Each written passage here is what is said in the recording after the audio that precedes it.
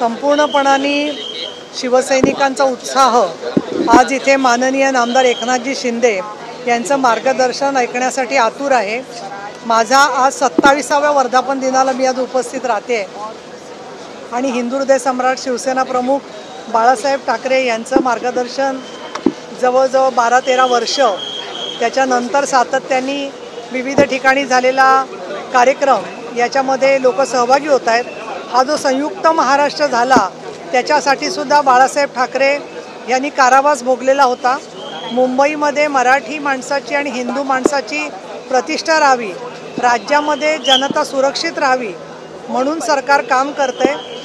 22 साली नामदार एकनाथजी शिंदे यांनी मुख्यमंत्री पदाची जबाबदारी घेतल्यावर वारकऱ्यांच्यासाठी त्याचबरोबर विविध देवस्थानांसाठी आणि लाडक्या बहिणींसाठी अनुदान दिलेलं आहे।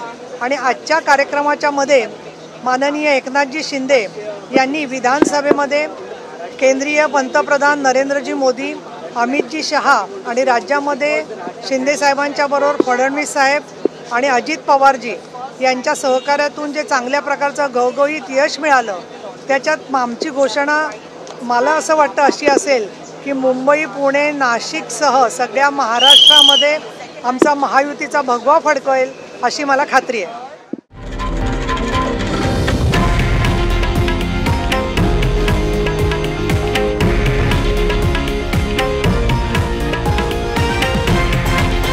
हे आहे देशातील नंबर 1 न्यूज नेटवर्क आणि आपण पाहत आहात TV9 मराठी, एकमेव।